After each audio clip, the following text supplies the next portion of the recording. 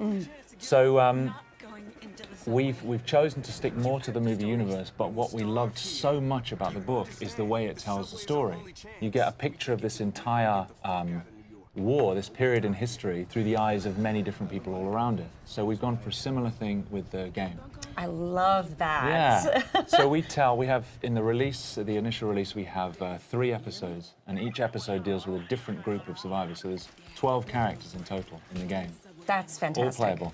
And we've got an episode in Moscow, Russia. We've got an episode in Jerusalem, Israel, and an episode in New York City. Oh, that makes me so excited. I have to explain. I'm so excited because these are very, very pivotal moments in the book that take place in the places you've mentioned. Yeah. So I'm really looking forward to seeing what you've set in those locations. Cool, good.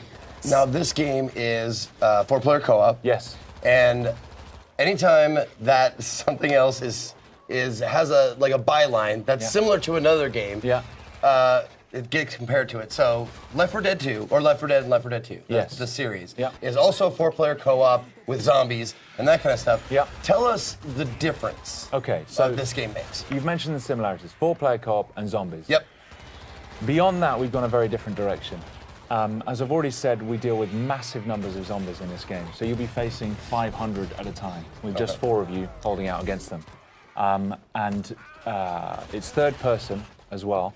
And it's more of there are strategic elements to it which are completely new to the zombie genre. So when you're facing these zombies, you're going to have the opportunity to build up defenses from scavenged defense kits that you find lying around. And you've got limited resources, so you can't just build whatever you want.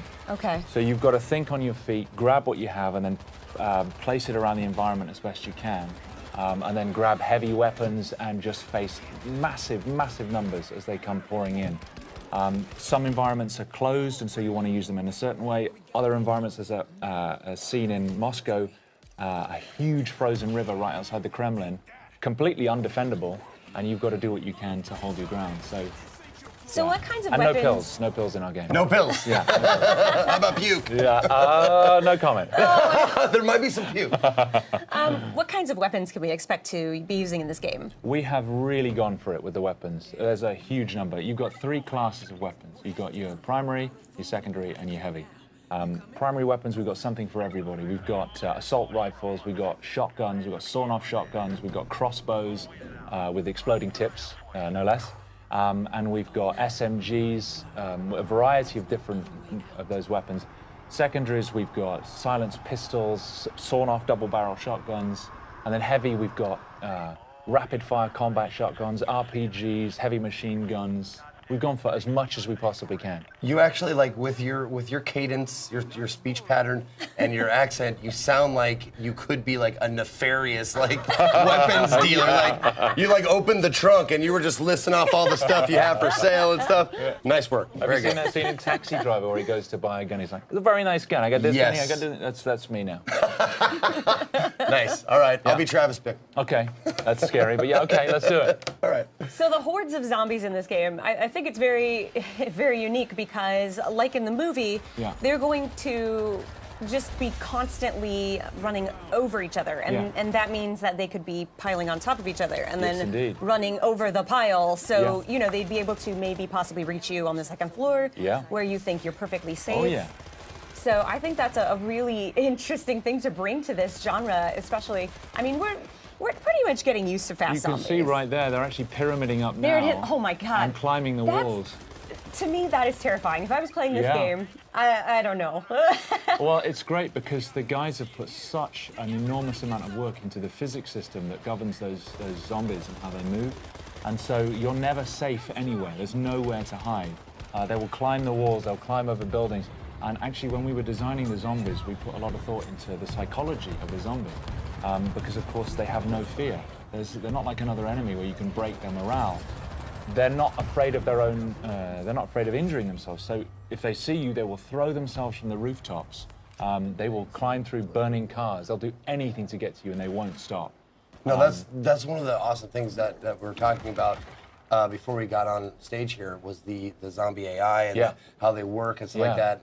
And I've always liked the idea better of an intelligent or more like a hunter zombie. Also, can we call them Zeeks?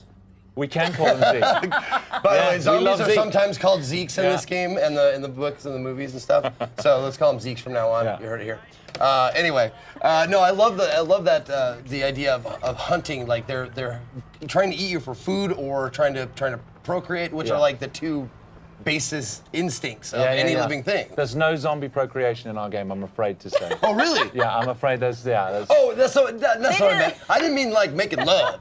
Okay. I meant like biting and turning. Transmission. Okay. That's what I meant. Okay, right. I see. Okay.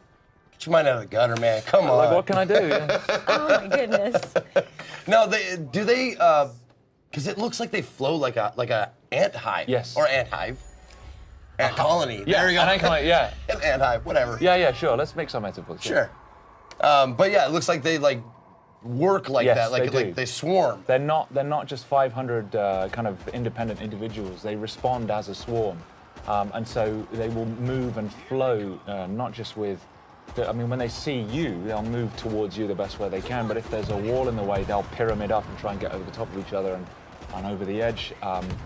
But also, a lot of them, if you shoot them and they collapse in front of you, the ones behind will just trample over the top of them. Just to get to you. Exactly, just to get to you. And I can tell you, when you're standing there and the only thing you've got is you've run out of primary ammo and you've just got your silenced pistol and you've got 300 zombies coming towards you, it's pretty damn scary. Yeah. Well, that's going to be me, obviously, because I've never been very accurate. I've always been a spray and pray kind of guy. Yeah. But thankfully, you said there's a myriad of weapon choices, so yes. I can be the heavy guy. Yes, you can. Like, yeah. not just the heavy guy, but there's we've got character development, so you've got progression. As you build up experience, you can develop your character. You specialize in a class. You have a skill tree. You've got weapon progression as well, so you're customizing your weapons and building up on that. So there's just so much room for growth in the game. Can you tell us more about the characters? Are these player created or are these specific characters that you've written? Yeah, so we've written these characters. We've put a lot of thought into their backstories. What I like so much about the book is there's a lot of normal people who survived in the war because of characteristics they already had. We've gone down the same route. So in the New York episode that we're demoing, you've got Arnetta Larkin, who she's a woman. She's doing cable rigging for a power company. And she's just trying to get home to her kids to see if they're still alive. We've got Tashawn Collins, who is a firefighter, was a firefighter. We've got This will be the plague with which the Lord shall strike all men.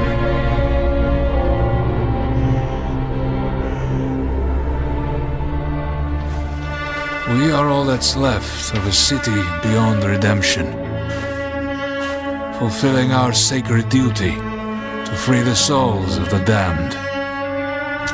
Good to go up here! Mindset. That should hold. Father, forgive us. We shed this blood in the name of mercy.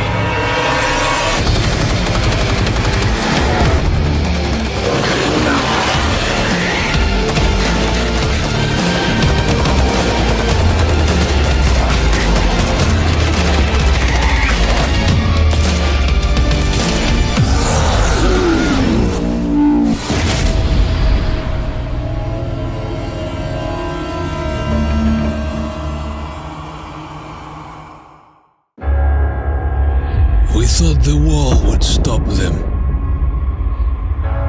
We hoped the cold would freeze them. We thought the army would crush them.